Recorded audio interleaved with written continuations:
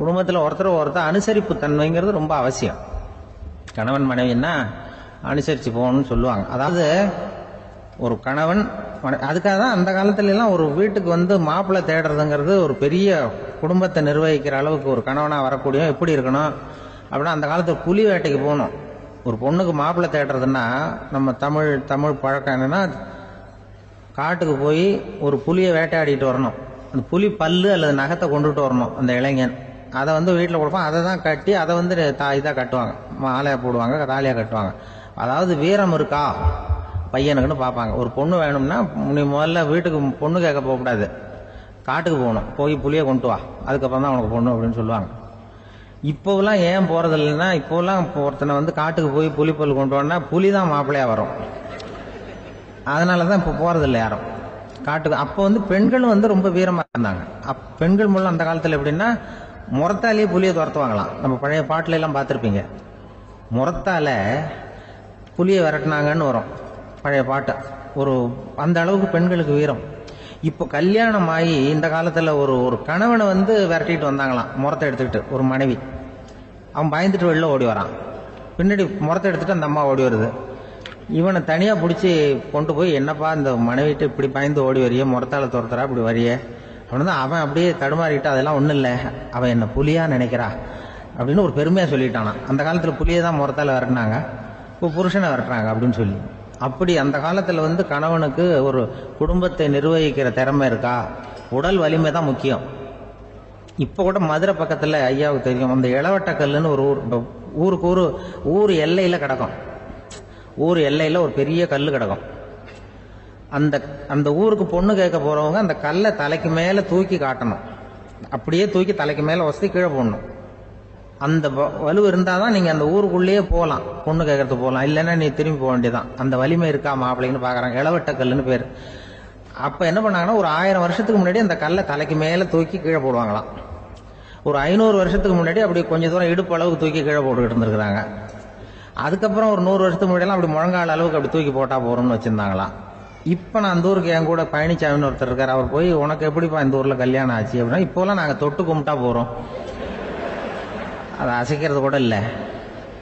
அப்படி ஆகிட்டுது. ஒரு குடும்பத்தை கணவனாக வரப்போகிறவனுக்கான தகுதி அந்த காலத்தில் அப்படி இருந்துதான். அப்படி வந்து கணவன் வந்து தேர்ந்தெடுக்கிறது, குடும்ப தலைவனை தேர்ந்தெடுக்கிறது ஒரு பெரிய காரியம். ஒரு பெரிய செல்வந்தர் போட்டி வச்சாராம், ஒரு நீச்சல் குளம், அதில் யார் வேணாலும் குதித்து அந்த பக்கம் போய் கரையேறலாம். அந்த நீச்சல் குளத்தில் விஷப்பாம்புலாம் கிடக்கு. யார் துணிஞ்சி அந்த விஷப்பாம்பு இருக்கிற குளத்தில் குதித்து அந்த பக்கம் போய் கரையேறானோ அவனுக்கு ஒரு 100 ஏக்கர் நிலம் கொடுப்பேன், அது வேண்டான்னா ஒரு 1000 ஆடு கொடுப்பேன், அதுவும் வேண்டான்னா என் பொண்ணை கொடுப்பேன் அப்படின்னு போட்டி வச்சார். அதான் மாப்பிள்ளையை தேர்ந்தெடுக்கிறதுக்கு அவர் ஒரு வழி, நீச்சல் குளத்தில் குதிச்சு கரையேறணும். இப்போ அந்த ஊரில் இருக்கிற இளைஞர்கள்லாம் வந்து பார்க்குறாங்க அந்த குளத்தில் குதிக்கணும்னு. ஆனால் குளத்தில் வெறும் விஷப்பாம்புலாம் கிடக்கு.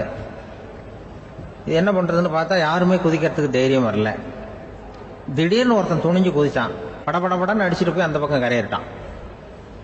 கரையேறின உடனே பரவாயில்லையே ஒரு ஆள் வந்துட்டான்னு சொல்லி அவனை அந்த இளைஞனை போய் பிடிச்சிட்டு வந்தாங்க.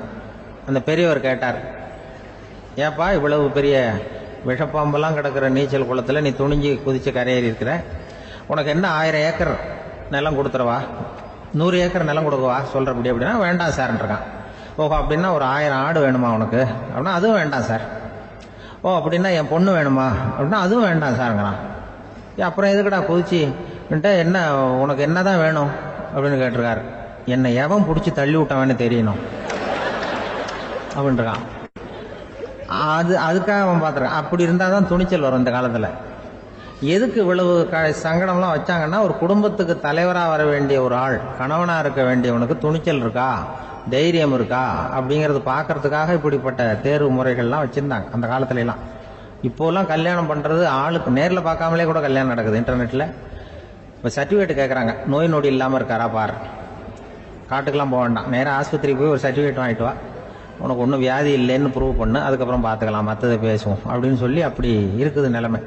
அதனால் குடும்பத்தில் வந்து அந்த கணவனாக இருக்கிற வேண்டியவனுக்கு பொறுப்பு அதிகம். ஏன்னா எல்லாத்தையும் அனுசரித்து போக வேண்டியதாக வந்தான். ஒரு பெரிய கிராமம். அந்த கிராமத்துல ஒரு பண்ணையார் வீடு. அதுதான் அந்த கிராமத்திலேயே பெரிய வீடு. ஒரு நாள் ஒரு திருடன் அந்த கிராமத்துக்கு வந்தான். சுத்தி பார்த்தான். அந்த பண்ணையார் வீடு கண்ணுல பட்டுது. இன்னைக்கு ராத்திரி இந்த வீட்டுல தான் நம்ம தொழில் ஆரம்பிக்கணும் அப்படின்னு சொல்லி அவன் முடிவு பண்ணிக்கிட்டான். ஏன்னா அதுதான் அந்த கிராமத்திலே கொஞ்சம் பெரிய வீடு. அங்கதான் அவன் எதிர்பார்க்கறது ஏதாவது கிடைக்கும் அப்படிங்கறது அவனுடைய முடிவு. நடு ராத்திரி அவன் மெதுவா சோரேறி குதிச்சு அந்த பெரிய வீட்டுக்குள்ள புகுந்தான். அங்க போய் பார்த்தா முக்கியமான இடங்கள்ல எல்லாம் காவலுக்கு ஆள் நின்றுட்டு இருக்கிறாங்க ராத்திரி நேரத்துல. சரி, இந்த வீட்டுல நம்மால திருட முடியாது அப்படின்னு முடிவு பண்ணிட்டு மெதுவா வந்த வழியிலேயே திரும்பி வந்தான். அந்த சமயத்துல காலில் ஏதோ தட்டுப்பட்டது. என்னது அப்படின்னு சொல்லி குனிஞ்சு பார்த்தா அங்க ஒரு பெரிய வெங்காய மூட்டை அடுக்கி வச்சிருக்கிறாங்க. சரி, வந்ததுக்கு வெறுங்கையோட திரும்ப வேண்டாமே அப்படின்னு சொல்லி கையில இருந்த ஒரு பெரிய பை நிறைய அதை அள்ளி போட்டுக்கிட்டான். வெங்காயத்தை போட்டுக்கிட்டு புறப்படுற சமயத்துல கப்புன்னு கழுத்துல ஒரு கை வந்து விழுந்தது. ஆள் மாட்டிக்கிட்டான். அதாவது காவலாளிகள் அவனை புடிச்சு வச்சுக்கிட்டாங்க. மறுநாள் காலையில அந்த திருடனை பண்ணையார் முன்னாடி கொண்டுட்டு போய் நிறுத்தினாங்க. ஐயா, இந்த ஆளு ராத்திரி நம்ம வீட்டுல திருடுறதுக்காக வந்தான். வெங்காயத்தை அள்ளிட்டு புறப்படுறப்போ மாட்டிக்கிட்டான் அப்படின்னாங்க. அவரு பார்த்தாரு. என்னப்பா இவங்க சொல்றது உண்மைதானான்னு கேட்டார். ஆமான்னு ஒத்துக்கிட்டான் அந்த ஆளு. பண்ணையார் அதுக்கப்புறம் கொஞ்சம் யோசனை பண்ணார். அப்புறமா தீர்ப்பு வழங்கினார். இத பாருப்பா, நீ இங்க திருட வந்தது குற்றம். அதுக்காக நீ 100 ரூபாய் அபராதம் செலுத்தணும், அல்லது 100 கசையடிகள் வாங்கணும். அதுவும் இல்லைன்னா நீயே திருடுன அவ்வளவு வெங்காயத்தையும் பச்சையா என் கண் முன்னாடியே சாப்பிட்டுணும். இதுல எந்த தண்டனைய ஏத்துக்கிறது அப்படிங்கறத பத்தி நீயே யோசனை பண்ணி முடிவு எடுத்துக்கலாம் அப்படின்னு சொல்லிவிட்டார். அதாவது இவனே முடிவு பண்ணிக்க வேண்டியது. 100 ரூபா பணம் கட்டுறியா, இல்லது சாட்டை அடி வாங்குறியா, அல்லது வெங்காயத்தை சாப்பிடுறியா, இதுதான் அவர் கொடுத்தது. நீயே முடிவு பண்ணி சொல்லுன்னு விட்டார். திருடன் கொஞ்ச நேரம் யோசனை பண்ணி பார்த்தான். அவனுக்கு இருக்கிறதுலயே ரொம்ப சுலபமா தெரிஞ்சது இந்த வெங்காயத்தையே சாப்பிட்டுறேன்ட்டான். ஐயா, நான் இந்த வெங்காயத்தையே சாப்பிட்டுறேன், அதுதான் எனக்கு கொஞ்சம் சுலபமா தெரியுதுன்னா சரின்னு விட்டார் பண்ணையார். அப்படியே எல்லாத்தையும் கொண்டு கொட்டினாங்க. ஒவ்வொன்னா எடுத்து சாப்பிட ஆரம்பிச்சான். கொஞ்ச நேரம் சுவாரஸ்யமா சாப்பிட்டான். அதுக்கப்புறம் வாய் எரிய ஆரம்பிச்சுட்டுது. கண்ணு 2 செவந்து போச்சு. கண்ணுல இருந்து தார தாரையா கண்ணீர் வழிய ஆரம்பிச்சுட்டுது. ஒரே எரிச்சல். அவனால தாக்கு பிடிக்க முடியல. வெங்காயம் பாதி கூட தீரல. பார்த்தான், சரி இது நமக்கு சரிப்பட்டு வராது அப்படின்னு முடிவு பண்ணிட்டான். ஐயா, என்னை மன்னிச்சுக்கங்க, இது என்னால முடியாது போல இருக்கு, பேசாம எனக்கு 100 சாட்டை அடியா கொடுத்துருங்க அப்படின்னா. அவரும் சரின்னார். சாட்டை அடி விழ ஆரம்பிச்சது. அதுவும் ஆரம்பத்துல ஒரு மாதிரியா இருந்தது. ஒரு 60 அடிகள் விழுற வரைக்கும் தாங்கினான். அதுக்கு மேல அவனால முடியல, தாக்கு பிடிக்க முடியல. ஐயா, என்னை மன்னிச்சுக்கோங்க அப்படின்னு மறுபடியும் பண்ணையார் காலில் விழுந்தான். ஐயா, இதுவும் எனக்கு சரிப்பட்டு வராது போல இருக்கு, பேசாம 100 ரூபா அபராதமே கட்டி போடுறேன் அப்படின்னா. அதே மாதிரி பணத்தை எடுத்து கொடுத்துட்டு அவன் பாட்டுக்கு போனான். இப்படி ஒரு கதை உண்டு. இந்த கதைய உலக புகழ்பெற்ற மனோதத்துவ மேதை எம் ஸ்காட் பெக் ஒரு உதாரணமா எடுத்து சொல்றார்.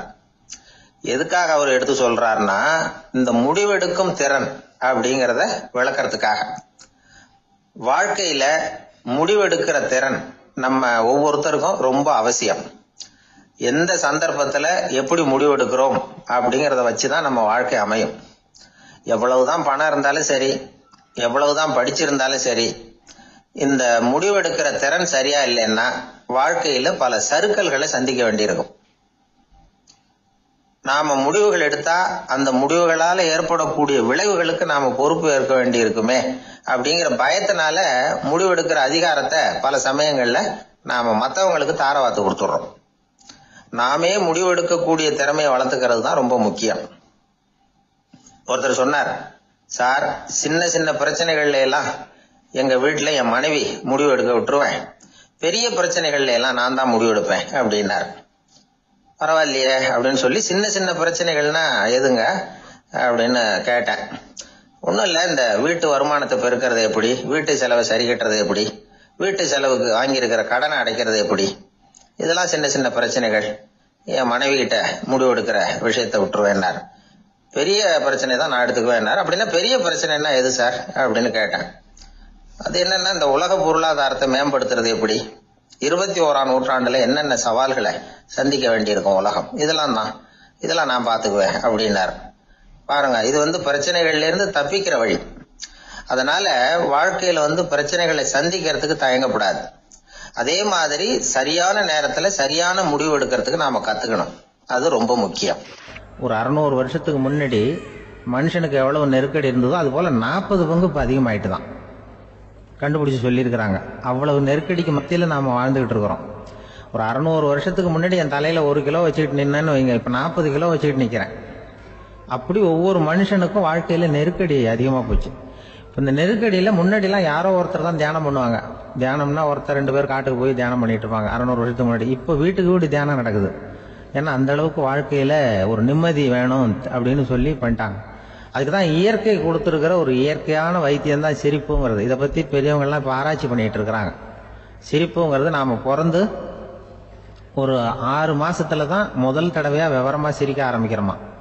நம்ம பிறந்து 6 மாசத்துக்கு, அதாவது முதல் தடவை சிரிக்க ஆரம்பிக்கிறது ஒரு 6வது வாரம், 1.5 மாசத்துல தான் குழந்தை விவரமா சிரிக்க ஆரம்பிக்குது. அப்புறம் அப்படியே சிரிக்க ஆரம்பிக்கிறோமா. அதெல்லாம் இப்ப கணக்கு எடுத்திருக்கிறாங்க. ஒரு குழந்தை ஒரு நாளைக்கு 200 தடவை சிரிக்குதான் ஒரு குழந்தை. பெரியவங்க எல்லாம் 15 தடவை சிரிக்கிறாங்களாம். 200 தடவை சிரிச்சுக்கிட்டு இருந்த நாம அப்படியே குறைஞ்சி 15 ஆயிட்டு. அதனாலதான் இருதய நோயெல்லாம் வருது, ஹார்ட் அட்டாக் எல்லாம் வருதுன்னு கண்டுபிடிச்சிருக்கிறாங்க. 200 சிரிப்புக்கு அது இயல்புத்தன்மை, மனுஷனுடைய இயல்புத்தன்மை சிரிக்கிறது. அதுக்கு ஜோக்கே தேவைப்படாது. ஆனா இப்ப காலங்காலமா நாம என்ன போதிக்கப்பட்டு வந்திருக்கிறோம்னா, சிரிப்புங்கிறது ஒரு பாவமான செயல். ஒரு முதலாளிக்கு முன்னாடி தொழிலாளி சிரிச்சா மரியாதை குறைச்சல், ஒரு கணவனுக்கு முன்னாடி மனைவி சிரிச்சா மரியாதை குறைச்சல், அது மாதிரி ஒரு வாத்தியாருக்கு முன்னாடி பையன் சிரிச்சா மரியாதை குறைச்சல், ஒரு ஆபீசருக்கு முன்னாடி பியூனு சிரிச்சா மரியாதை குறைச்சல், இப்படின்னு சொல்லி சிரிப்புங்கிறது ஏதோ மரியாதை குறைவான செயல்னு காலங்காலமா நாம போதிக்கப்பட்டு வந்திருக்கிறோம். இப்ப மரபு ரீதியாவே அந்த சிரிப்பு நம்மகிட்ட சிறைப்பட்டு இருக்குதான், அடங்கி போச்சு. அந்த சிறைப்பட்டு இருக்கிற சிரிப்பை வெளியில கொண்டு வர்றதுக்கு தான் ஜோக்குன்னு ஒரு சாவியை போட வேண்டியிருக்கு. வேற இந்த ஜோக்குக்கும் சிரிப்புக்கும் சம்பந்தம் இல்லை. அதை ஏற்கனவே இருக்கிறத வெளில கொண்டு வரதுக்கு ஒரு சாவி மாதிரி உபயோகப்படுதுன்னு இப்ப அதை பத்தி ஆராய்ச்சி பண்றவங்க எல்லாம் சொல்றாங்க. ஏன்னா சிரிப்புக்கு ஜோக்கு தேவைப்படாது. இப்போ ஒரு குழந்தை தொட்டில படுத்திருக்குன்னு வைங்களேன், குழந்தை தொட்டில இருக்கு, அது முகத்துக்கிட்ட போய் ஒரு கிளுகிழுப்பை ஆட்டுங்க சிரிக்கும். அந்த கிளுகிழுப்பை சத்தமே சிரிக்க வைக்கிறதுல அதுதான் மனுஷனுடைய இயல்புத்தன்மை. அது என்ன ஜோக்காது, சத்தம். ஒரு கிளுகிழுப்பையை கொண்டு போய் குழந்தை முகத்துக்கிட்ட ஆட்டினா சிரிக்குதே, அதுதான் இயல்புத்தன்மை. அதே கிளுகிழுப்பை ஒரு தாத்தா மூஞ்சிட்டு ஆட்டுங்க, கோவம் வந்துடும், அடிக்க வருவார். என்னடா விளையாட்டு இது அப்படிமாரு. ஏன்னா அவர் சிரிச்சுட்டு இருந்தவர், அப்படி இருந்தவர் ஒரு காலத்துல. ஒரு கிளுகிழுப்பைக்கு சிரிச்சவர் ஒரு காலத்துல இப்ப கோவப்படுறாருன்னா அந்த அளவுக்கு நம்ம மாறி போயிட்டே வந்துட்டு இருக்கிறோம். அதனால அந்த இயல்புத்தன்மை மாறாம இருக்கணுங்கிறது ரொம்ப முக்கியம். அதுக்காக எல்லாரையும் குழந்தையாக்க முடியாது. மனுஷன் எல்லாரும் இனிமே வயசுங்கிறது கூட ஆகிட்டே தான் இருக்கும். அதுக்காக குறைச்சிக்கிட்டே போக முடியாது. அதுக்கு யாராவது மருந்து கண்டுபிடிச்சாதான் உண்டு. ஆனா ஒருத்தர் மருந்து கண்டுபிடிச்சாராம், சொல்லுவாங்க. ஒரு டாக்டர் ஒரு மாத்திரை கண்டுபிடிச்சாராம். ஒரு மாத்திரை சாப்பிட்டா ஒரு வயசு குறையும், ஒரு மாத்திரை சாப்பிட்டா ஒரு வயசு குறையும் அப்படின்னு ஒரு மாத்திரை கண்டுபிடிச்சிருக்காரு. ஒரு பாட்டி அம்மா, 90 வயசு பாட்டி, அது போயிருக்கு. அதே டாக்டர்கிட்ட போய், ஐயா எனக்கு ஒரு பாட்டில் மாத்திரை கொடுங்க, இந்த வயசு குறையிற மாத்திரை அப்படின்றது. அவர் ஒரு பாட்டில் கொடுத்தாரு மாத்திரை. பாரும்மா பாட்டியம்மா, ஒரு மாத்திரை சாப்பிட்டா ஒரு வயசு குறையும், எடுத்துட்டு போகணும்னு கொடுத்துருக்காரு டாக்டர். இந்த 90 வயசு பாட்டி எடுத்துட்டு வீட்டுக்கு வந்துட்டு மறுநாள் அதே டாக்டர் கிட்ட போயிருக்கு. 30 வயசு பொண்ணா போச்சான். 30 வயசு பொண்ணா மாறி அதே டாக்டர் கிட்ட போயிருக்கு. இடுப்புல ஒரு கை குழந்தை, அது சட்டை கிட்ட போடாம கட்டவரில் வாயில வச்சுட்டு உட்காந்துருக்கு. நேரா டாக்டர்கிட்ட போய், டாக்டர் நேற்று வந்தேன், ஏதோ ஒரு மாத்திரை சாப்பிட்டா ஒரு வயசு குறையுன்னீங்க, நான் ஏதோ ஒரு ஆர்வத்தில் ஒரு 30-40 மாத்திரை சாப்பிட்டேன், இப்படி ஆயிட்டேன் அப்படின்னு. இப்போ டாக்டர் சொல்லியிருக்காரு, இதுக்கு ஏமா வருத்தப்படுற, எல்லாரும் வயசு குறையணும்னு தான் நினைக்கிறாங்க, உனக்கு வயசு குறைஞ்சிட்டுது, நீ சந்தோஷப்படு, இதுக்கே மறுபடியும் என்னட்ட வந்திருக்கிற அப்படின்னாரான் டாக்டர். அப்ப அந்த அம்மா சொல்லிச்சான், அதை என்னை பத்தி பரவாயில்ல டாக்டர், என் இடுப்புல பாருங்க கை குழந்தை, இது சட்டை கிட்ட போடாம உட்காந்துருக்கு, கட்டவரில் வாயில வச்சுட்டு உட்காந்துருக்கு, இது ரொம்ப ஆர்வத்துல ஒரு 70 மாத்திரையை சாப்பிட்டு விட்டுது, இது என் வீட்டுக்காரரு. இவர் இடுப்பு விட்டு கீழே இறங்க மாட்டேங்கிறாரு. நான் எதையாவது கொடுத்து இனிமேதான் வயசை கூட்டி இறக்கி விடுவேன் டாக்டர் அப்படின்னு தான். அவர் ஏதோ நமக்கு இதுக்கும் சம்பந்தம் இல்லைங்கிறது மாதிரி கட்டாரில் வச்சுட்டு அவர் பாட்டு உட்காந்துருக்காரு. ஏதோ நமக்கு இந்த உலகமே இல்லை, நமக்கு சம்பந்தம் இல்லைங்கிற மாதிரி உட்காந்துருக்காரு. இப்படியே நான் தூக்கிட்டு எங்கே அலையிறது அப்படின்னு தான். அதனால வயசை குறைக்கிறது இயற்கைக்கு விரோதமாக நாம பண்ண முடியாது. ஆனால் இந்த இயல்பு தன்மை மாறாமல் வச்சுக்கலாம். குழந்தை மாதிரி மாற முடியாதே தவிர அந்த குழந்தை தன்மையோடு வாழறதுக்கு கற்றுக்கணும். அதுதான் வாழ்க்கையில இன்பமாக வாழறதுக்கு வழி. குழந்தை தனமாக இருக்கக்கூடாது, குழந்தை தன்மையோடு இருக்கணும்னு சொல்லுவாங்க. குழந்தை தன்மைங்கிறது வேற, குழந்தை தனம்ங்கிறது வேற. அப்படி ஒரு மாத்திரை கண்டுபிடிச்சிட்டா இப்போ யாராவது ஒருத்தவங்க இடுப்புல குழந்தைய தூக்கிட்டு போனால் போய் கேட்கணும், ஏம்மா இது ஏன் வீட்டுக்காரரா உன் குழந்தையா அப்படின்னு கேட்டு அதுக்கப்புறம் அவருக்கு வணக்கம் சொல்லணும். இப்படிலாம் ஆகிடும் நிலைமை. இயற்கையை நம்ம மாற்ற முடியாது. அதுக்கு தகுந்தாப்புல தான் நாம பண்ணணும். குழந்தை தன்மையோட வாழறதுக்கு குடும்பத்தில் குழந்தை தன்மைங்கிறது எப்படின்னா, இப்போ சில பேருக்கு அந்த குழந்தை தன்மை உண்டு. ஒரு வீட்டில் ஒரு புள்ள படுத்திருக்கு, அம்மா எழுப்புறாங்க, காலேஜுக்கு நேரமாச்சு எழுந்திருப்பா, காலேஜுக்கு நேரமாச்சு எழுந்திருப்பா அப்படின்னு. அந்த அம்மா அந்த புள்ள சொல்லியிருக்கு, ஐயோ எனக்கு காலேஜுக்கு போகிறதுக்கு பிடிக்கலம்மா, என்னை தொந்தரவு பண்ணாத, காலேஜுக்கு போகிறதுக்கு எனக்கு பிடிக்கல அப்படின்னு தான். அப்போ அந்த அம்மா சொல்லியிருக்கு, ஏன் உனக்கு காலேஜுக்கு போகிறதுக்கு பிடிக்கல, கல்லூரிக்கு போகிறதுக்கு, அதுக்கு 2 காரணம் சொல்லு அப்படின்னு இருக்க. அப்போ அந்த புள்ள சொல்லிச்சான், ஏன் பிடிக்கலன்னா கல்லூரியில் இருக்கிற வாத்தியாருக்கும் என்ன பிடிக்க மாட்டேங்குது, ஆசிரியர்களுக்கும். 2வது காரணம், கல்லூரியில் படிக்கிற மாணவர்களுக்கும் என்ன பிடிக்கல, அதனால நான் காலேஜுக்கு போக மாட்டேன்ற குழந்தை புள்ள சொல்லியிருக்கு. அம்மா அப்படிலாம் நீ இதுக்காக போகாமல் இருக்கக்கூடாது, நீ போய் தான் ஆகணும் அப்படின்னு புடிவாதமாக அந்த அம்மா பிள்ளைய எழுப்புனாங்களாம். சரி நான் எதுக்கு காலேஜ் போகணும்னு சொல்கிறேன், அதுக்கு நீ 2 காரணம் சொல்லு அப்படின்னு தான் அந்த புள்ள.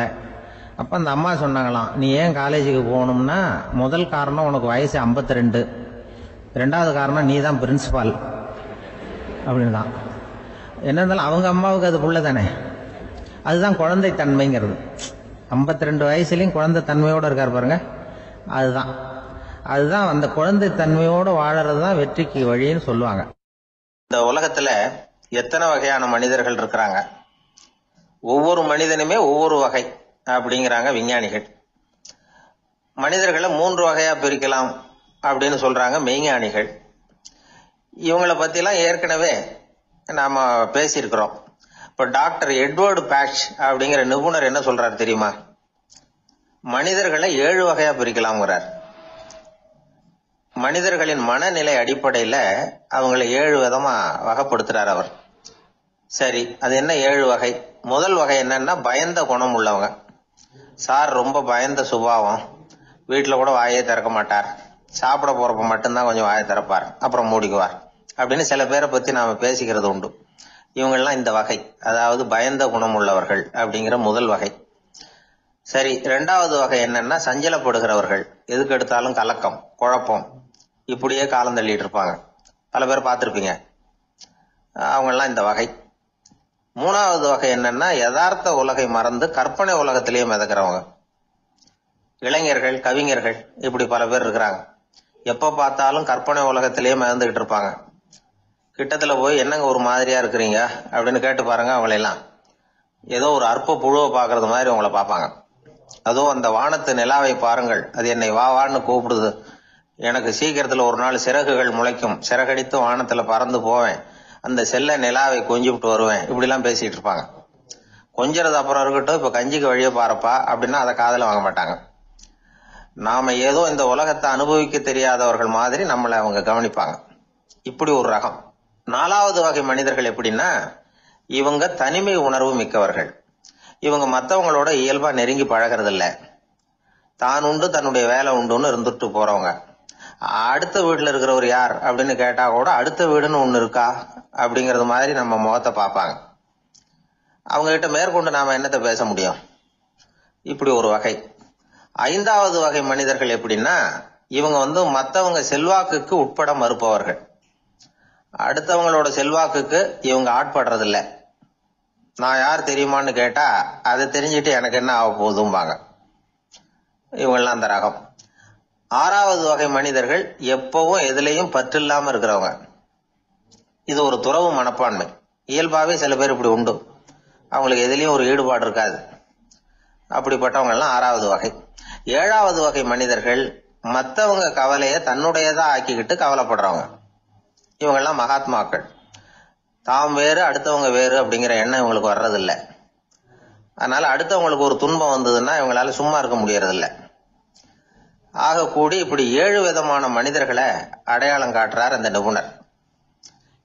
இதுல நாம எந்த வகையில வர்றோம் அப்படிங்கறத நாம தான் அடையாளம் கண்டுபிடிக்கணும். எனக்கு தெரிஞ்ச ஒரு மனிதர் உண்டு. அவர் ஒரு வித்தியாசமான வகை. எதையும் நடைமுறை சாத்தியமா சிந்திக்கிறவர். எப்பவும் அடுத்தவங்களும் நல்லா இருக்கணும், நாமும் நல்லா இருக்கணும் அப்படின்னு ஆசைப்படுறவர். அவருக்கு ஒரு சமயம் திடீர்னு உடம்பு சுகம் இல்லாம போயிட்டுது.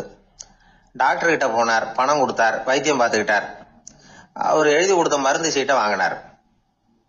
ஒரு மருந்து கடைக்கு போனார், பணம் கொடுத்தார், மருந்து வாங்கினார். அதை எடுத்துட்டு வீட்டுக்கு வந்தார். அதுக்கப்புறம் அந்த மருந்து அவர் சாப்பிடணும்ல, சாப்பிடவே இல்லை, அப்படியே சும்மா வச்சுட்டார்.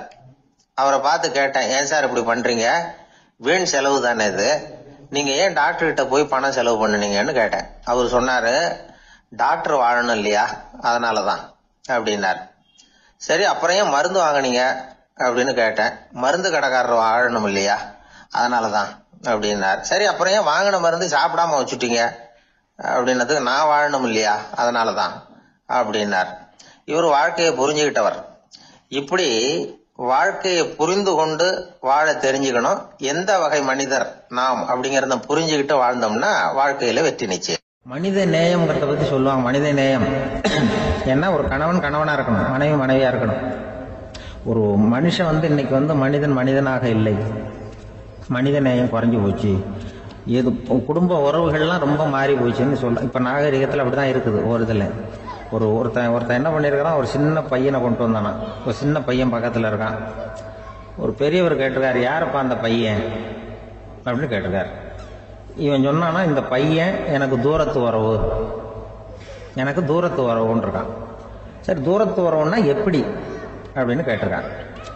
இந்த பையன் எங்க அப்பாவுக்கு 8வது புள்ள அப்படின்னு கூட பிறந்தவனே அவ்வளவு தூரமா போயிட்டான், 8வதா பிறந்தான். அப்படி இருக்கு குடும்ப உறவுகள்ங்கிறது. மனுஷனுக்கு வேல்யூ விஞ்ஞானம் எப்படி போட்டிருக்குன்னா, ஒரு மனித உடம்புல இருக்கிற கால்சியத்தை மட்டும் தனியா எடுத்தா ஒரு சின்ன ரூமுக்கு வெள்ளை அடிக்கலாமா. ஒரு மனுஷ உடம்புல இருக்கிற பாஸ்பரஸை மட்டும் தனியா எடுத்தா ஒரு 40 நெருப்பு குச்சி தயார் பண்ணலாம். ஒரு மனுஷ உடம்புல இருக்கிற இந்த கொழுப்பு சத்தை மட்டும் தனியா எடுத்தா ஒரு 7 சோப்பு கட்டி தயார் பண்ணலாம். அது மாதிரி ஒரு மனுஷ உடம்புல இருக்கிற இரும்பு சத்தை மட்டும் தனியா எடுத்தா ஒரு 2 அங்குல அணி 2 செய்யலாம். இவ்வளவுக்கும் விலை போட்டா 42 ரூபா 50 காசு. இதுதான் மனுஷனுக்கு விஞ்ஞானம் போட்டிருக்கிற விலை. அது எப்போ அது ஒசரும்னா, அவன் மனுஷனா இருக்கிற வரைக்கும் இருக்கிறப்ப. அதுவும் செத்து போனா அதுவும் கிடையாது, செத்து போனா அதுவும் குறைஞ்சிரும். மிருகங்களுக்கெல்லாம் அப்படி இல்லை, செத்ததுக்கு அப்புறம் விலை கூடும். அங்கெல்லாம் எல்லா ஊர்லயும் பாத்தீங்கன்னா உயிர் கோழி 50 ரூபா, உரிச்ச கோழி 60 ரூபான்னு போட்டிருக்கோம். செத்ததுக்கு அப்புறம் 10 ரூபா அதிகம். மனுஷன் நீ உயிர் மனுஷன் 42 ரூபா 50 காசு, செத்ததுக்கு அப்புறம் 52 ரூபான்னா நீயே வச்சுக்கிடாது, எனக்கு எது கண்டு போடும். அவன் எப்ப அவனுக்கு வேல்யூ கூடும்னா, மனிதனாக வாழும் பொழுதுதான் வேல்யூ கூடும். குடும்பத்துல அந்த அந்த பாசத்தோட வாழணும்னு கடவுள்கிட்ட கேட்டு சொன்னாங்களே, அதுதான். இந்த சமூகம்ங்கிறதும் ஒரு பெரிய குடும்பம் தான். அதனாலதான் இந்த நாட்டுக்கு உள்ள பெருமையை எல்லாரும் ஒற்றுமையா இருந்தா எதையும் சாதிக்கலாம்ங்கிறது தான் இந்த நாட்டுக்கு உள்ள பெருமை. அப்படி நிரூபிச்சோம். அதனால சமூகம்ங்கிறதும் ஒரு குடும்பம் மாதிரி இருக்கிறது தான் பெருசு. இப்ப சில இதெல்லாம் இப்ப ஜாதி மத வேறுபாடெல்லாம் நம்முடைய முன்னேற்றத்தை தடுக்கும். விலங்குகள் நம்மளோட மேலானது. அதான் ஒரு ஊர்ல ஒரு சிவன் கோயில் இருந்துதான். சிவன் கோயில்ல அந்த புறாவெல்லாம் வளர்ந்துகிட்டு இருந்திருக்கு. அந்த மாடத்துல, சிவன் கோயில் மாடத்துல புறாவெல்லாம் கூடி இருந்திருக்கு. உடனே அதுக்கு கும்பாபிஷேகம் பண்றதுக்காக ஊர்ல திட்டம் போட்டாங்க. சிவன் கோயிலுக்கு வெள்ளடிக்க ஆரம்பிச்சாங்க. வர்ணம் பூச ஆரம்பிச்சதும் அதுக்கு சாரம் கட்டுவாங்கல்ல, இந்த குச்சியெல்லாம் வச்சு சாரம் கட்டுவாங்க. உடனே இந்த புறாவெல்லாம் என்ன பண்ணிச்சான், இனிமே நம்ம இங்க வெள்ளை அடிக்கிறாங்க, கும்பாபிஷேகம் வருது, நம்ம இங்க குடியிருக்க முடியாது, எதிர்த்தாப்புல எங்க போகலான்னு பாத்துருக்கு. இந்த உயரம் கோபுரத்துல இருந்த புறாவெல்லாம் எதிர்த்தாப்புல ஒரு மாதா கோயில் இருந்திருக்கு, சர்ச்சு. அங்க சில மாடங்கள்ல புறாவெல்லாம் இருக்குது, சில மாடம் இருக்கு. உடனே நம்மளாம் அங்க போயிடும் கொஞ்சம் காலத்துக்குன்னு எல்லாம் புறப்பட்டு இந்த மாதா கோயிலுக்கு போயிடுது. அங்க போனா அங்க இருக்கிற புறாவோட சேர்ந்து இதுவும் குடியிருந்துட்டு இருக்கு. கொஞ்ச நாள் என்னாச்சு, அங்க கிறிஸ்துமஸ் வந்துட்டுது. கிறிஸ்துமஸ் வந்ததும் சரி இங்கேயும் வெள்ளடிக்க ஆரம்பிக்கிறாங்க. நம்ம மறுபடியும் எங்கடா போறதுன்னு பார்த்தா அங்க இருக்கிற புறாவோட சேர்ந்து இதுவும் சேர்ந்து நேரா ஒரு பள்ளிவாசல் இருந்தது. எதுக்கு அங்க இருக்கிற மாடத்துல போய் அங்க குடியேறிட்டுது எல்லாம். அவங்க போனா அங்க ரமலான் மாசம் வந்து ரம்ஜானுக்காக அதையும் புதுப்பிக்க ஆரம்பிச்சாங்க. இது என்ன பண்றதுன்னு சொல்லி இந்த 3 செட்டு போறாவும் சேர்ந்து என்ன பண்ணுச்சு, எங்க போலான்னு பார்த்தா மறுபடியும் அதுக்குள்ள இந்த சிவன் கோயில்ல கும்பாபிஷேகம் முடிஞ்சு போச்சான். முடிஞ்சிருக்கு, அங்க போடுவோம் எல்லாரும் சொல்லி எல்லா புறாவும் அந்த சிவன் கோயிலுக்கு வந்துடுது. அங்க போய் மாடத்துல குடியிருந்துட்டுது. அப்போ திடீர்னு ஒரு நாள் பார்த்தா ஒரே கலவரம் பூமியில எல்லாம் ஒருத்தன் அருவாளை தூக்கிட்டு நிற்கிறான், குச்சி எடுத்து ஒருத்தனோட சுட்டுக்கிறான். ஒரே கலவரம், சத்தம், ஒரே மத கலவரம் வந்துட்டுது ஊர்ல. அப்போ புறாவெல்லாம் மாடத்துல இருந்துக்கிட்டு ஒரு குஞ்சு புறா அவங்க அம்மாட்ட கேட்டுதான், இது என்ன இந்த மனுஷனுக்கு என்னாச்சு, அவன் கத்தியை தூக்கிட்டு நிற்கிறானே அப்படின்னு கேட்டுதான். ஒரு குஞ்சு புறா அவங்க அம்மாட்ட கேட்டுதான். அம்மா புறா அம்மா அந்த புறா சொல்லிச்சான், மனுஷனுக்கு இப்போ மதம் பிடிச்சிருக்கு, அதான் கத்தியை தூக்கிட்டு நிற்கிறான் அப்படின்ட்டு. இப்போ நமக்கெல்லாம் பிடிக்கலையே அப்படின்னு தான். அப்போ அந்த புறா சொல்லிச்சான், அந்த பாருமா, நாம் இந்த சிவன் கோயிலில் இருந்தாலும் நமக்கு புறான்னு தான் பேர், இந்த மாதா கோயிலுக்கு போனாலும் நமக்கு புறான்னு தான் பேர், பள்ளிவாசலுக்கு போனாலும் நமக்கு புறான்னு தான் பேர். அந்த மனுஷன் அப்படி இல்லை. அவன் இங்கே இருக்கிற வரைக்கும் இந்துன்னு சொல்லுவான், அங்கே மாதா கோயில் இருந்தான்னா கிறிஸ்தவன்னு சொல்லுவான், பள்ளிவாசலில் இருந்தான்னா முஸ்லீம்னு சொல்லுவான். அப்போ குஞ்சு புறா அது என்ன இப்படி பண்ணுறாங்க மனுஷங்க, இப்போ அவங்கள விட நம்ம வசதி போல் இருக்க, நம்ம தேவலாம் போல் இருக்க அப்படின்னு தான் அந்த குஞ்சு புறா. அப்போ அந்த தாய் புறா சொல்லிச்சான், உண்மைதான், அதனால தான் நம்ம மேலான இடத்துல இருக்கிறோம், அவன் கீழே நிற்கிறான் இன்னமும் அப்படின்னு சொல்லிச்சுதான். அந்த குடும்பம்ங்கிறது, சமுதாயம்ங்கிறது ஒரு பெரிய குடும்பம். அது இந்த புறாகிட்டேருந்து மனுஷன் கற்றுக்க வேண்டியிருக்கு. அப்படி இருக்குது இன்னைக்கு மனுஷனுடைய நிலைமை. அதை புரிஞ்சுக்கணும். அப்படித்தான் ஒவ்வொரு இதுலேயும் நாம் நடந்து கொள்ள வேண்டியிருக்குது. மிருகங்கள்டேருந்து கற்றுக்கிற வாய்ப்பெல்லாம் இருக்குது. அப்படி சொல்லுவாங்க. ஒருத்தன் தன்னுடைய நண்பனை வழியில பார்த்தான். என்னப்பா லெட்டர் போட்டுனே கிடைச்சதா அப்படின்னா, ஓ கிடைச்சதேன்னா அவன். இவன் உடனே, ஏன்டா போய் சொல்ற, நான் உனக்கு லெட்டரே போடல, சும்மா தான் கேட்டேன், உடனே கிடைச்சிட்டுதுங்கிறிய அப்படின்னா.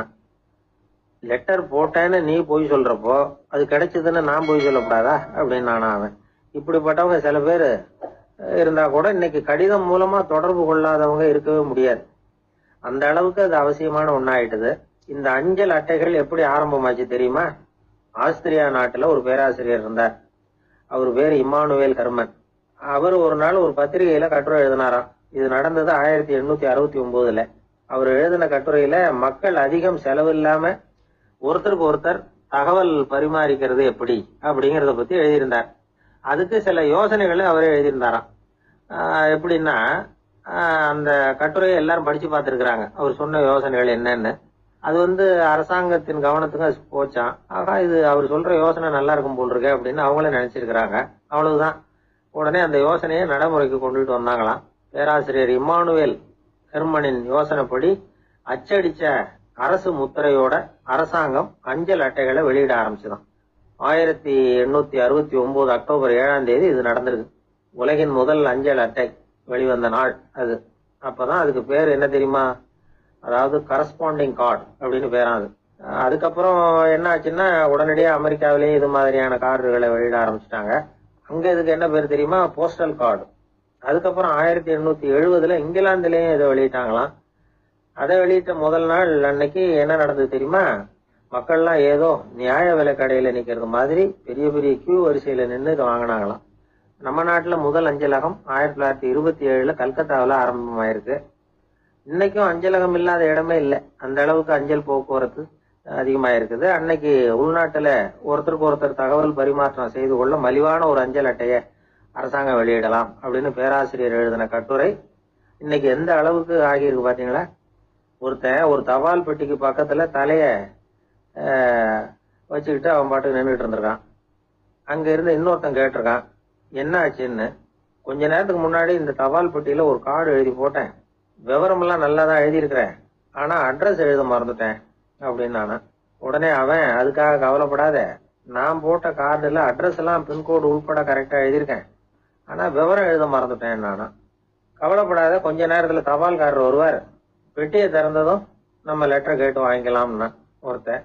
கொஞ்ச நேரத்துக்கு முன்னாடி அவர் வந்தார், கேட்டேன், அதுக்கப்புறம் தான் மனசுக்கு ரொம்ப கஷ்டமா போச்சு நானா. இவன் ஏண்டான்னு கேட்டிருக்கான். அவன், இது தபால் புட்டு இல்லையா?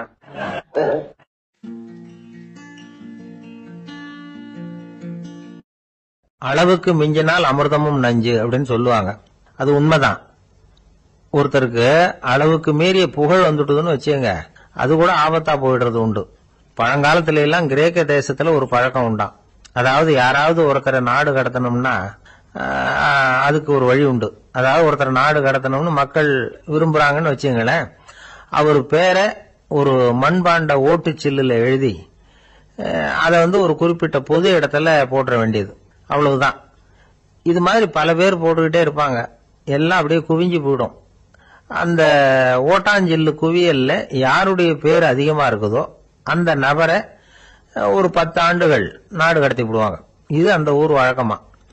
ஒரு நாள் அந்த குவியலுக்கு பக்கத்துல ஒரு ஆள் நின்றுகிட்டு இருக்கிறான். அவன் கையில ஒரு ஓட்டாஞ்சில்லு வச்சிருக்கிறான். அதுல யாரோட பேரையோ எழுதணும், எழுதி அந்த இடத்துல போடணுங்கிறது அவன் ஆசை. ஆனா அவன் படிக்காதவன், அதனால எழுத தெரியல.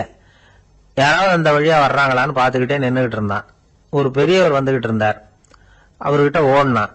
கையில் இருந்த மண்பாண்ட சில்ல கொடுத்தான். ஐயா, இதுல ஒரு பேர் எழுதி கொடுங்களேன்னா அந்த பெரியவர் அதை வாங்கி கையில வச்சுக்கிட்டு, என்ன பேர் எழுதணும் சொல்லு அப்படின்னா இவன் சொன்னான், அரிஸ்டைடிஸ் அப்படின்னு எழுதுங்க அப்படின்னா. இதை கேட்டதும் அந்த பெரியவருக்கு அதிர்ச்சி. ஏன்னா அவரு தான் அரிஸ்டைடிஸ், தத்துவ மேதை அரிஸ்டைடிஸ் அவர். இருந்தாலும் நான் தான் அதுங்கிறத காட்டிக்காம அந்த ஆளுகிட்ட கேட்டார்.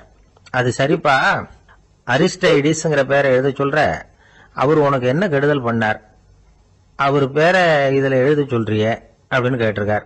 அதுக்கு இவன் சொன்னானா, அவர் எனக்கு எந்த கெடுதலும் பண்ணல, அவரை நான் பார்த்தது கூட இல்ல அப்படின்னு இருக்கான். அப்புறம் எதுக்காக அவரை நாடு கடத்தணும்னு நீ ஆசைப்படுற அப்படின்னு கேட்டிருக்கார்.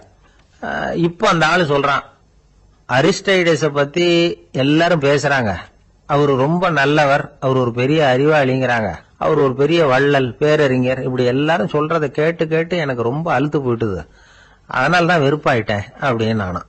இதுல இருந்து என்ன தெரியுது, நாம நல்லவனா இருக்கிறதுல ஒன்னும் இடைஞ்சல் இல்லை. ஆனா நம்மள நல்லவன் நல்லவன் எல்லாரும் சொல்ல ஆரம்பிச்சுட்டாங்கன்னு வச்சுக்கோங்க, அப்ப இடைஞ்சல் ஆரம்பம்னு அர்த்தம். எதுவுமே அளவுக்கு மிஞ்சி போகாம பாத்துக்க வேண்டியது ரொம்ப அவசியம். அளவுக்கு அதிகமா ஆசைப்படாதவங்கள ஆபிரகாம் லிங்கனும் ஒருத்தரான். அவரு ஒரு தடவை தன்னுடைய நண்பர்கள் கிட்ட பேசிக்கிட்டு இருந்தாராம். ஒருத்தர் கேட்டிருக்கார், ஒரு மனுஷனுக்கு கால்கள் எவ்வளவு உயரம் இருக்கணும் அப்படின்னு கேட்டாராம். இதுக்கு ஆபிரகாம் லிங்கன் சொன்னாராம், அது என்ன, இடுப்புல இருந்து தரையை தொடுற அளவுக்கு உயரம் இருந்தா போதும் அப்படின்னாராம். எது ரொம்பவும் கஷ்டமான காரியம் அப்படின்னு கேட்டார் ஒருத்தர். ஒருத்தருக்கு ஒருத்தர் சண்டை போடாம இருக்கிறது தான் ரொம்ப கஷ்டமான காரியம் அப்படின்னு தோணுது. ஒரு நாட்டுக்கும் இன்னொரு நாட்டுக்கும் சண்டை, நாட்டுக்குள்ளேயே ஒரு குரூப்புக்கும் இன்னொரு குரூப்புக்கும் சண்டை. ஏன் சண்டை போட்டுக்கிறீங்கன்னு கேட்டு பாருங்க, நாங்க சமாதானத்துக்காக தான் சண்டை போட்டுக்கிறோம் அப்படிம்பாங்க. வாழறதுக்காக பிறந்த மனுஷன் லட்சியத்துக்காக உயிரை விட தயார் அப்படின்னு சொல்லிட்டு இருப்பான். அப்படி உயிரை விடுறவங்கள நாமளும் பாராட்டுவோம். ஆனா ஒண்ணுமில்லாத விஷயங்களுக்கெல்லாம் சண்டை போடுறவங்களெல்லாம், அப்படிப்பட்டவங்களையும் சரி உயிரை விடுறவங்களையும் சரி என்னன்னு சொல்றது, யுத்தங்களாலேயும் சண்டைகளாலேயும் நாம் அடையிறது என்னங்கிறது ஒரு பக்கம் இருக்கட்டும், இழக்கிறது என்ன தெரியுமா, ஏராளமான உயிர்கள். ரத்தம் சிந்தறதுக்கு நான் தயார் அப்படின்னு மார்தட்டி சொல்லலாம், ஆனா ரத்தம் சிந்தினா உயிர் காத்துக்கிட்டு இருக்க தயார் இல்லை. அதாவது உயிர் நமக்காக காத்துக்கிட்டு இருக்க தயார் இல்லை. இழக்கிற ரத்தத்தை ஈடுகட்டினாதான் உயிரை காப்பாற்ற முடியும். அதனால இது சம்பந்தமா ஆராய்ச்சி செய்யற கட்டாயம் ஏற்பட்டு போச்சு. அதோட விளைவா புதுசா ஒன்றை கண்டுபிடிச்சிருக்கிறாங்க. அதுதான் செயற்கை ரத்த பொடி. இப்ப இந்த திடீர் சாம்பார் பொடி, திடீர் ரசப்பொடி, திடீர் காப்பி பொடி இப்படிலாம் சொல்றோம்ல, அது மாதிரி இது திடீர் ரத்த பொடி. இஸ்ரேல் ஒரு சின்ன நாடு, மக்கள் தொகை குறைச்சல், அதோட போர்கள் வேற, அதனால காயம்பட்டவங்களை காப்பாற்றியே தீர வேண்டிய கட்டாயம். காப்பாற்றணும்னா ரத்த இழப்பை தடுக்கணும், அப்படின்னா உடனடியாக புது ரத்தம் செலுத்தி ஆகணும். திடீர்னு ரத்தம் வேணும்னா எங்கே போகிறது, அதுவும் கிடைக்கிற ரத்தம் சேர்ற குரூப்பாக இருக்கணும்.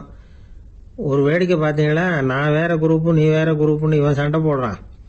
இதில் அடிபட்டவனுக்கு ரத்தம் கொடுக்க போனால் அதுலேயும் அது வேற வேற குரூப்பாக இருக்குது, அது ரத்தமும் வேற வேற குரூப்புன்னு சொல்லிட்டு இருக்குது. எந்த குரூப்பு ரத்தம் வேணும், அது உடனடியாக கிடைக்கலன்னா என்ன பண்ணுறது, இப்படிப்பட்ட கஷ்டம்லாம் நமக்கு வந்துடுது. இதுக்காக தான் விஞ்ஞானிகள் இந்த ரத்த பொடியை கண்டுபிடிச்சிருக்கிறாங்க.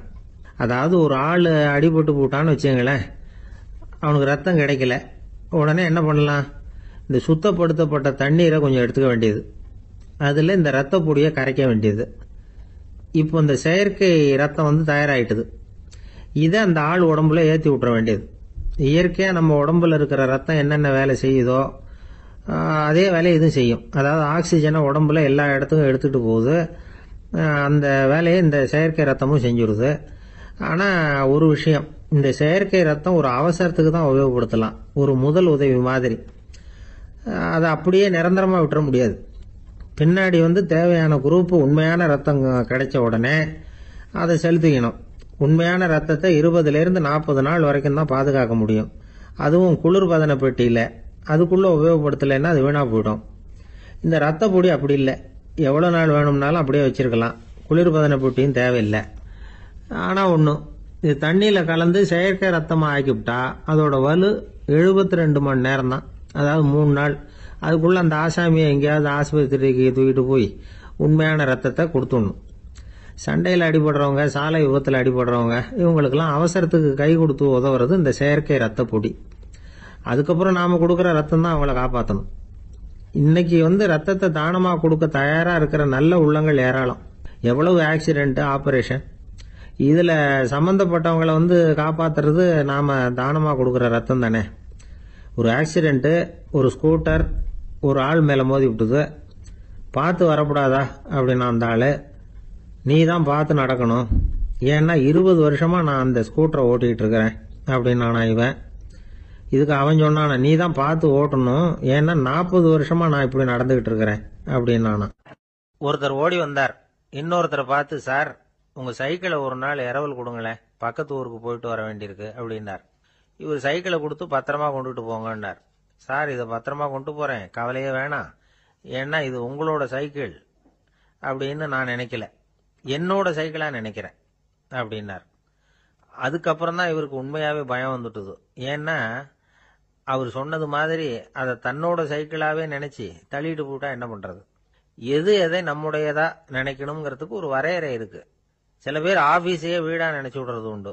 அப்படிப்பட்டவங்க கூட வீட்டை ஆஃபீஸாக நினைக்கிறது இல்லை. ஏன்னா வீட்டில் இவர் ஆஃபீஸராக நடந்துக்க முடியறதில்ல. இதெல்லாம் ஒரு பக்கம் இருக்கட்டும், இப்போ விஷயத்துக்கு வருவோம். பொறியியல் மேதை டாக்டர் விஸ்வேஸ்வரய்யா இருந்தார் இல்லையா, பாரத ரத்னா விருதெல்லாம் கொடுத்தாங்களே.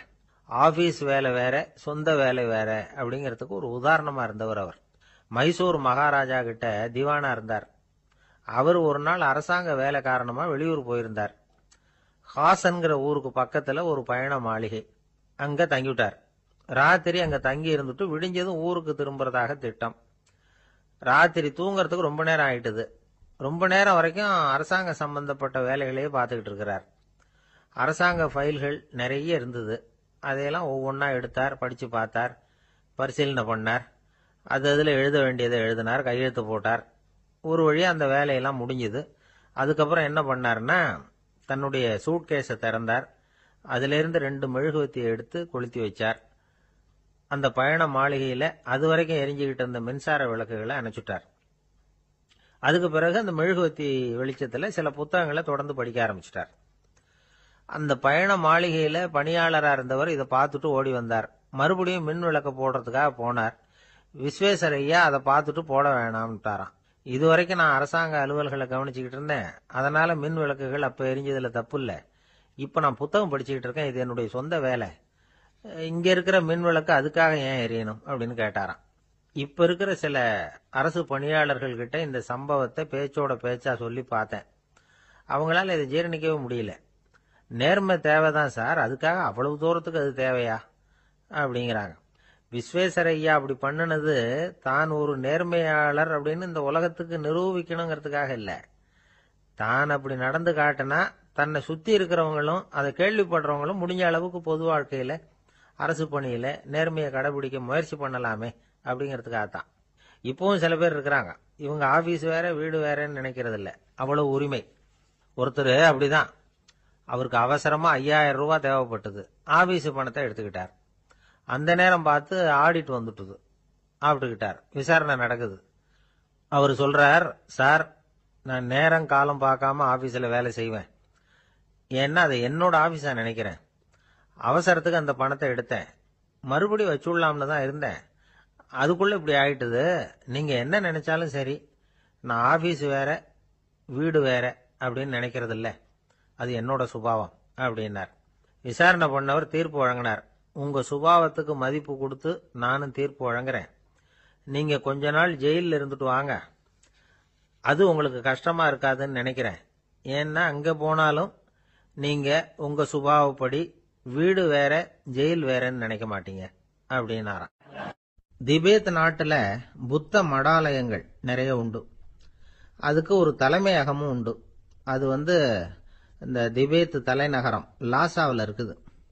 ரொம்ப காலத்துக்கு அப்பால அதை பற்றியெல்லாம் நிறைய விவரங்கள் எழுதி வச்சிருக்கிறாங்க. அது இப்போவும் நமக்கு கிடைக்குது. அதாவது ரொம்ப தூரத்துக்கு அந்தாண்ட மலைகளுக்கு நடுவில் ஒரு கிளை மடாலயம். அந்த மடத்தின் தலைவருக்கு வயசாயிட்டு தான். அதனால தலைமை பொறுப்பை வேற ஒருத்தர்கிட்ட ஒப்படைக்கலாம் அப்படின்னு முடிவு பண்ணாராம். உடனே ஒரு லாமாவை கூப்பிட்டார். அவர் மூலமா தலைமை மடாலயத்துக்கு செய்தி அனுப்புனார், பொருத்தமான வாரிசு ஒருத்தரை அனுப்பி வைக்கும்படியாக. அந்த வாலிப லாமா புறப்பட்டார். காடு மேடெல்லாம் நடந்து போறார். ரொம்ப நாள் கழிச்சு தலைமை பீடத்தை அடைஞ்சார். தலைமை குரு கிட்ட விவரத்தை சொன்னார். தகுதியான ஒருத்தரை அனுப்பி வச்சா அழைச்சிட்டு போறேன் அப்படின்னார். சரி, நாளைக்கு காலையில நீங்க அவங்க எல்லாரையும் அழைச்சிட்டு போகலாம்னார் அவரு. அவங்க எல்லாரையுமா? அங்க தேவைப்படுறது ஒருத்தர் தானே அப்படின்னார் இவர். ஆமான்னார். அப்புறம் ஏன் எல்லாரையும் அழைச்சிட்டு போக சொல்றீங்கன்னார். அது இப்போ உனக்கு புரியாது. நான் ஒரு 100 பிக்குகளை அனுப்புறேன், அதாவது பிக்ஷுகளை. அவ்வளவு பேரையும் அங்க வச்சு சமாளிக்க முடியாது அப்படின்னாரு இவரு. இருந்தாலும் இப்ப அந்த தலைமை குரு என்ன சொன்னார்னா, அதை பத்தி கவலைப்படாத, நான் 100 பேரை அனுப்புறேன். அதுல 99 பேர் வழியிலேயே காணாம போடுவாங்க, ஒருத்தன் மட்டும்தான் வருவான். அவனும் அங்க சேர்ந்துட்டானா நீ ரொம்ப கொடுத்து வச்சவன் அப்படின்னார். இவருக்கு ஒன்றும் புரியல.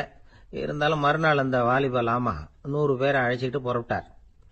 போற வழியிலேயே பல பேர் அங்கங்க பிச்சுட்டு போட்டாங்க. அவர் சொன்னது மாதிரியே வழியில அவங்க ஊர்கள் இருந்தது தான் காரணம். அப்பா அம்மாவை பார்த்துட்டு வரேன் அப்படின்னு கொஞ்சம் பேர் போனாங்க. சொந்த பந்தத்தை பார்த்துட்டு வரேன் அப்படின்னு கொஞ்சம் பேர். ஒரு வாரம் ஆச்சு. இப்ப மிஞ்சினது 10 பேர் தான். வழியில ஒரு நகரம். அங்க சில பிட்சுக்கள் சந்திச்சாங்க. எங்க மடத்து தலைவர் இறந்துட்டார், உங்களில் யாராவது ஒருத்தர் எங்களுக்கு தலைவராக முடியுமா அப்படின்னு கேட்டாங்க. 10 பேரும் தயார். அதுல ஒருத்தரை அழைச்சிட்டு அவங்க போயிட்டாங்க. இன்னொரு ஊர்ல சில பேர் வந்தாங்க, வழி மறிச்சாங்க. நில்லுங்க, எங்க மன்னர் மகளுக்கு திருமணம், அதை நடத்தி வைக்க 3 லாமாக்கள் தேவை அப்படின்னாங்க. இப்படி கொஞ்சம் கொஞ்சமா எல்லாரும் காலி. கடைசியில 2 பேரும் மிஞ்சினாங்க. அங்க ஒரு இளம்பெண் எதிரில் வந்தா, எங்க அப்பா வேட்டைக்கு போயிருக்கிறாரு, இன்னும் திரும்பி வரல, வீட்டுல வேற யாரும் இல்ல, தனியா இருக்க பயமா இருக்கு, யாராவது ஒருத்தர் எனக்கு துணையா இருக்கணும் அப்படின்னு கேட்டுக்கிட்டா. எங்க 2 பேர்ல நீயே ஒருத்தரை தேர்ந்தெடுத்துக்கோ, இல்லைன்னா எங்களுக்குள்ள சண்டை வந்துடும் அப்படின்னாங்க. இப்ப மிஞ்சினவர் ஒருத்தர். அவருக்கும் ஒரு சோதனை வந்தது. ஒரு தர்க்கவாதி எதிரில் வந்தா, உன்னோட வாதம் பண்ணணும்னா. இவனோட வாதம் பண்றேன், அது முடிய ரொம்ப காலம் ஆகலாம், தர்க்கத்துல நான் ஜெயிச்சா அங்க வரேன், இல்லைன்னா இவருடைய சீடனை ஆயிடுவேன் அப்படின்னாரு அவரு. கடைசியா அழைக்க வந்த வாலிபலாமா மட்டும் வெறும் கையோட திரும்பி போனார். அங்க இருந்த வயசான மடாதிபதி கேட்டார், எத்தனை பேர் அங்கிருந்து புறப்பட்டீங்கன்னார். என்னையும் சேர்த்து 101ன்னாரு அவரு. நல்லது, நீயாவது திரும்பி வந்திய, அதுதான் எனக்கு போதும். ஏன்னா நீ தான் எனக்கு உண்மையான வாரிசு. அந்த 100 பேர்ல யாரும் வரமாட்டாங்க அப்படின்னாரு அவர். ஏன்னா அவருக்கு தெரியும் இவர் ஒருத்தர் தான் திரும்பி வருவாருங்கிறது. திபேத்தில் ஒரு பழங்கால பழமொழி உண்டாம், 100 பேர் செல்லலாம், எப்பொழுதாவது ஒருவன் அபூர்வமாக அடைய வேண்டிய இடத்தை அடைவான். இதுதான் அந்த பழமொழி. ஒரு உன்னதமான இலக்கை அடையணும்னா அது அவ்வளவு சுலபமான காரியம் இல்லை. இந்த காலத்து மடாலயம் ஒண்ணு, அதுல ஒரு தலைவர், அவருக்கு வயசாயிட்டுது, தனக்கு ஒரு வாரிசை நியமிக்கணும் அப்படின்னு ஆசைப்பட்டார். ரொம்ப கஷ்டப்பட்டு ஒருத்தரை பிடிச்சார், தனக்கு வாரிசா நியமிச்சுட்டு அவர் சமாதி ஆயிட்டார். புதுசா பொறுப்பேற்றுக்கிட்டவர் அப்படியே உட்கார்ந்துருந்தார். அவரை தேடிட்டு பத்திரிகை நிருபர்கள்லாம் வந்தாங்க, கேட்டாங்க. அவரு உங்க பொறுப்புல அவர் பெரியவர் விட்டுட்டு போன இது எவ்வளவு சுமாரா தேரும், எவ்வளவு விட்டுட்டு போனார் அப்படின்னு கேட்டிருக்கிறாங்க. அது என்ன ஒரு 50 லட்சம் இருக்கும் அப்படின்னாராம். அவ்வளவும் பணமா அப்படின்னு கேட்டிருக்காங்க. இல்லைங்க, கடன் அப்படின்னாராம் இவர். அந்த மரத்தின் உச்சியில ஒரு பறவை கூடு, ஏதோ ஒரு பறவை கூடு கட்டி இருந்தது. அது என்ன பறவைன்னா ராஜாளி. ஒரு குரங்கு அந்த மரத்து கிளையில தாவி தாவி குதிச்சுக்கிட்டு இருந்தது. அப்போ இந்த கூட்டுல இருந்த முட்டை அது கண்ணுல போட்டுட்டுது. அதுக்கப்புறம் அது சும்மா இருக்குமா, விளையாட்டா ஒரு முட்டையை எடுத்தது, மரத்தை விட்டு கீழே இறங்கிச்சு, கீழே ஒரு குப்பை மேட்டுல ஒரு கோழி சில முட்டைகளை அது பாட்டுக்கு இட்டு வச்சிருந்தது. குரங்கு தன் கையில இருந்த ராஜாளி பறவையோட முட்டைய அந்த கோழி முட்டைகளோட சேர்த்து போட்டுட்டு போயிட்டுது. கோழி வந்தது, பார்த்தது, அதுக்கு ஒன்னும் வித்தியாசம் புரியல. தன்னுடைய முட்டைகளோட சேர்த்து அந்த ராஜாளி முட்டையையும் சேர்த்து அடைகாத்துது. கொஞ்ச நாள்ல குஞ்சுகள் எல்லாம் பொரிச்சுது, எல்லாம் முட்டை விட்டு வெளியில வந்தது. ராஜாளி பறவையோட குஞ்சு அந்த கோழி குஞ்சுகளோடவே சேர்ந்து வளர்ந்தது. மற்ற கோழி குஞ்சுகள் போலவே இதுவும் குப்பையை கிளறிச்சு புழு பூச்சிகளை சாப்பிட்டது. காக்கைகள் தாக்கிறதுக்கு வந்ததுன்னா மற்ற கோழி குஞ்சுகள் மாதிரியே இதுவும் பயந்து போய் தாய் கோழியின் சிறகுகளுக்கு உள்ள வந்து ஒளிஞ்சுக்கும். இப்படியே கொஞ்ச காலம் போச்சு. குஞ்சுகள்லாம் வளர்ந்து பெருசாயிட்டுது. சிலது சேவல்களாச்சு, சிலது கோழிகளாச்சு. அந்த ஒண்ணு மட்டும் ராஜாளி ஆச்சு. ஆனா ஒரு விஷயம், தான் ஒரு ராஜாளிங்கிறது அந்த பறவைக்கு தெரியாது. தன்னையும் ஒரு கோழின்னே அது நினைச்சுக்கிட்டு இருக்கு. அப்படி நினைச்சுக்கிட்டு குப்பை மேட்டை கிளறிக்கிட்டு இருக்கு. ஒரு நாள் சாயந்தர நேரம் இந்த ராஜாளி பறவை கீழே அது பாட்டுக்கு வழக்கம் போல குப்பையை கிளறிக்கிட்டு இருக்குது. அப்போ அண்ணாந்து பாக்குது. வானத்துல உயரத்துல கூட்டமா ராஜாளி பறவைகள் உல்லாசமா வட்டம் அடிச்சு பறந்துகிட்டு இருக்கு. அதே இது பாக்குது. இதுக்கு மனசுக்குள்ள ஏக்கமா போச்சான். அப்போ இதுக்கு ஆண்டவன் பேர்ல கோபம் வந்துதான். ஆண்டவனுக்கு என் பேர்ல ஏன் இந்த ஓர வஞ்சனை? என்னையும் ஒரு ராஜாளியா படைச்சிருந்தா நானும் கூட இந்நேரம் ஆகாயத்துல உல்லாசமா பறந்துகிட்டு இருப்பேனே அப்படின்னு நினைச்சு வருத்தப்பட்டுதான். இது வேடிக்கையா இருக்குல்ல. ஒரு வகையில பார்த்தா நாம கூட இந்த ராஜாளி பறவை மாதிரி தான் வாழ்ந்துகிட்டு இருக்கோம் அப்படிங்கிறார் ஒரு உளவியல் நிபுணர். நம்மால எவ்வளவு வேலை செய்ய முடியும் அப்படின்னு நாம நினைச்சுக்கிட்டு இருக்கிறோமோ அதை விட பல மடங்கு நம்மால வேலை செய்ய முடியுமா, பல மடங்கு வேகமாவும் வேலை செய்ய முடியும் அப்படிங்கிறார் அவர். நம்முடைய முழுமையான பலம் என்னங்கிறது நமக்கே தெரியறது இல்ல. அதுதான் கஷ்டம். நம்முடைய பலம் தெரியாததுனாலதான் நாம எதுக்கு எடுத்தாலும் பயந்துகிட்டு இருக்கிறோம். ஒரு ஆள் இருந்தான். அவனுக்கு எப்படின்னா கோழியை கண்டா பயப்படுவான். ஏன் கோழியை கண்டா பயம்னா, அவனுக்கு மனசுக்குள்ள தான் ஒரு புழுன்னு நினைப்பு. தன்னை ஒரு புழுவா நினைக்கும் பொழுது, புழுன்னா கோழி வந்து கொத்தும்ல, அதனால கோழியை கண்டு பயப்பட ஆரம்பிச்சிட்டான். இவன் நடுங்கிருவான். எதிரில கோழி வந்ததுன்னா உடம்பு பூரா நடுங்க ஆரம்பிச்சிடும். வீட்டுல இருக்கிறவங்க பார்த்தாங்க. இவனை அழைச்சிட்டு போய் ஒரு மனநோய் மருத்துவமனையில சேர்த்துட்டாங்க. அங்க உள்ள டாக்டர் இவருக்கு சிகிச்சை எல்லாம் கொடுத்தார். ஒரு வாரம் இவனை தங்க வச்சு வேண்டிய சிகிச்சை எல்லாம் கொடுத்து மன ரீதியா அவனை மாத்தி, சரி இனிமே நீ வீட்டுக்கு போகலாம்னு சொல்லி அனுப்பி வச்சார். வீட்டுக்கு புறப்பட்டான். அப்ப சொன்னார், இத பாருப்பா, நீ வீட்டுக்கு போகலாம், நேரா வீட்டுக்கு போ, நல்லா ஞாபகம் வச்சுக்கோ, இனிமே வந்து நீ ஒரு புழு கிடையாது, மனுஷன், தைரியமா புறப்படு, போயிட்டு வா அப்படின்னு சொல்லி வழி அனுப்பி வச்சார். சரிங்க டாக்டர்னு சொல்லிவிட்டு இவன் புறப்பட்டு போனான். பாதி வழி போயிருப்பான். லேசா நிமிர்ந்து பாக்குறான், எதிரில் ஒரு கோழி வந்துகிட்டு இருக்கு. அது பாட்டுக்கு சாதாரணமா நடந்து வந்துகிட்டு இருந்தது. அவ்வளவுதான், இவன் உடம்பு கிடுகிடுன்னு ஆட ஆரம்பிச்சுட்டுது. திரும்பி ஓடி வந்துட்டான். டாக்டர் கேட்டார், ஏன்பா திரும்பி ஓடி வந்துட்டேன்னு. பாதி தூரம் போயிட்டேன் டாக்டர், எதிரில் ஒரு கோழி வந்துகிட்டு இருக்குது, அதான் பயமா இருந்தது வந்துட்டேன்னா.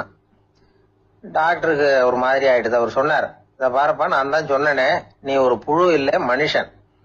இனிமே நீ புழு கிடையாது, நீ ஒரு மனுஷன். நீ ஒரு புழு இல்லைங்கிறது இன்னமும் உனக்கு புரியலையா அப்படின்னாரு டாக்டர்.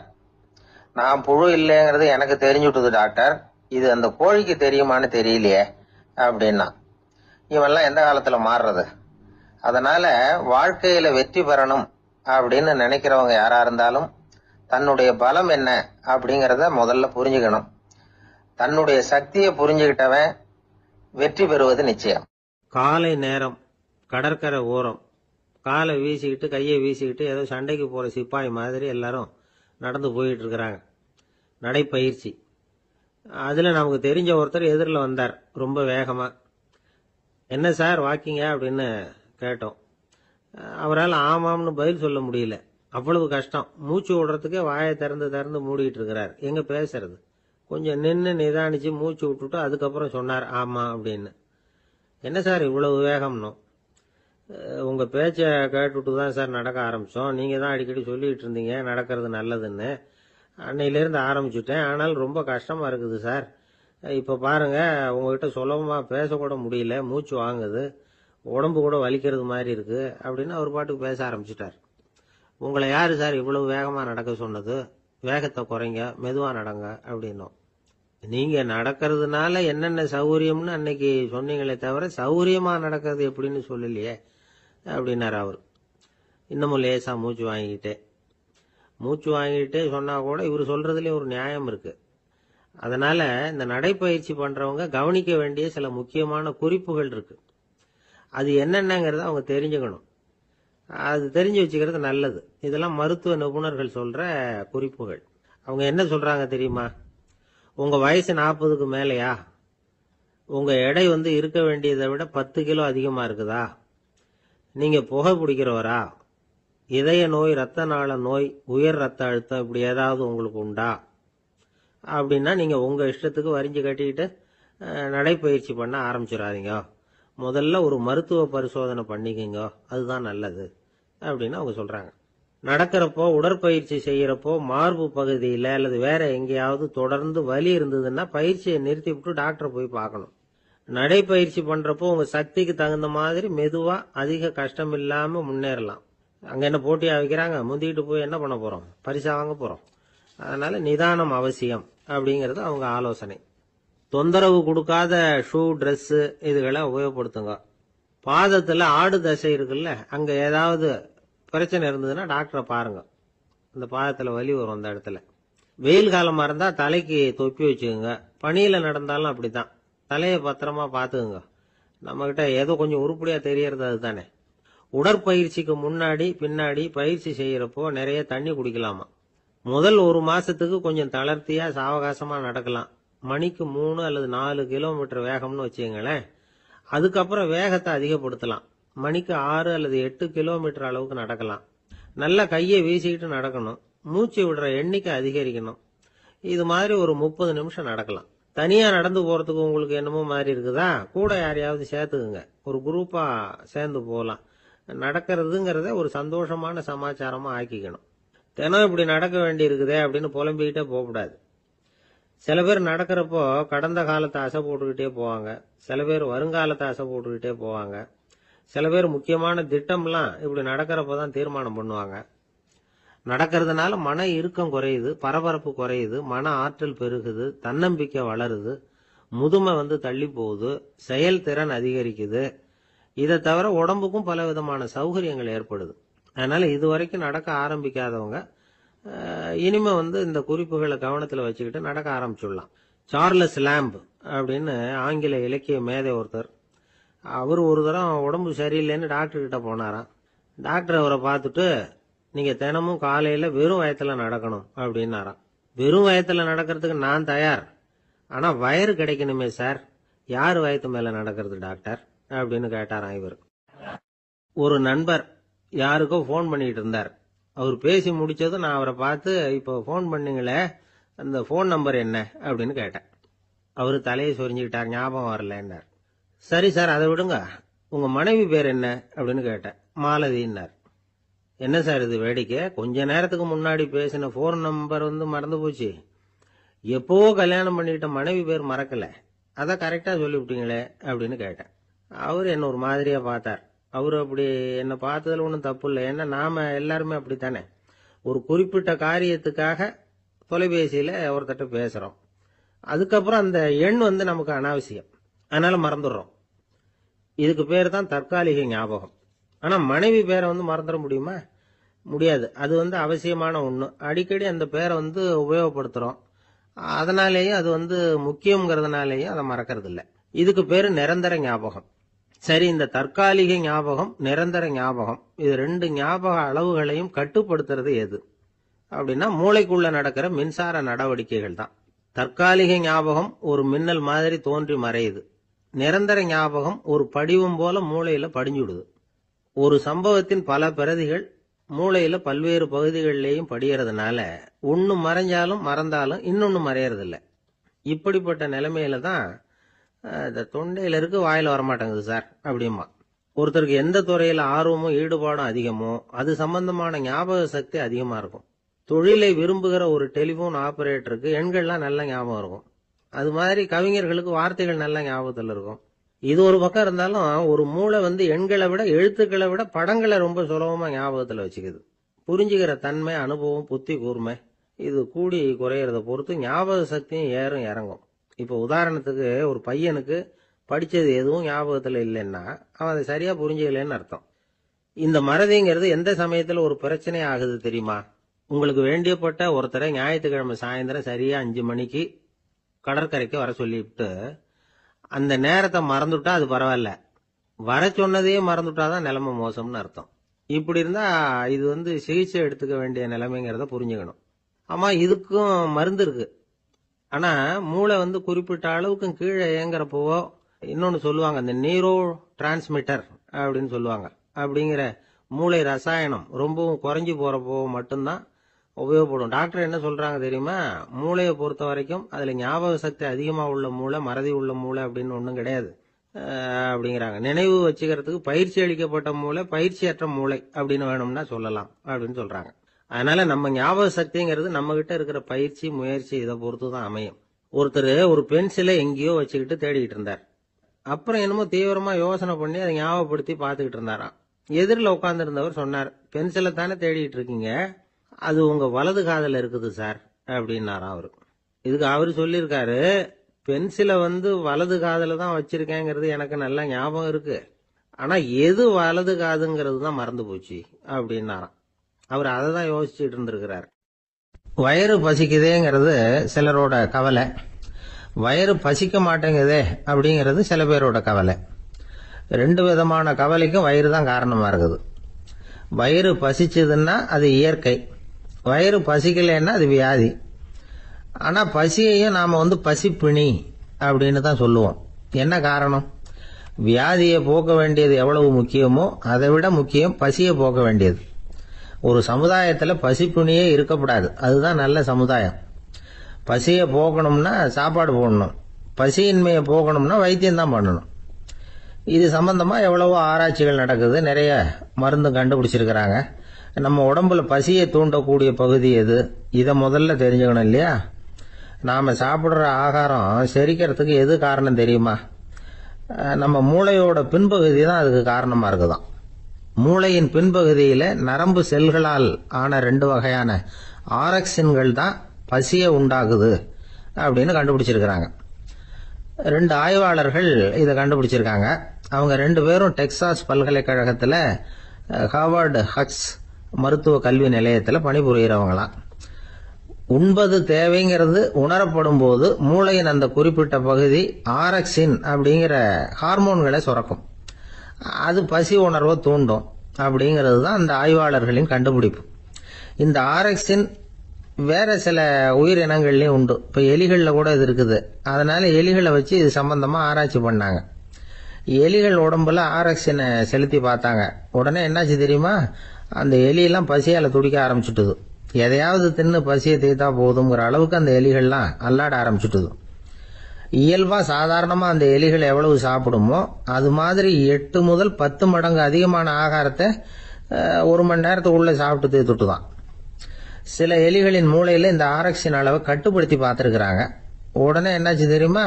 அதெல்லாம் சாப்பாட்டை கண்டா முகத்தை திருப்பிட்டு போக ஆரம்பிச்சுட்டு தான். அந்த எலிகளுக்கு பசி எடுக்கலையா. இந்த ஆராய்ச்சியின் அடிப்படையில பசியை எடுக்காமல் இருக்கிற மனிதர்களுக்கும் பசியை தூண்ட முடியும் அப்படின்னு சொல்லி ஆராய்ச்சியாளர்கள் தெரிவிச்சிருக்கிறாங்க.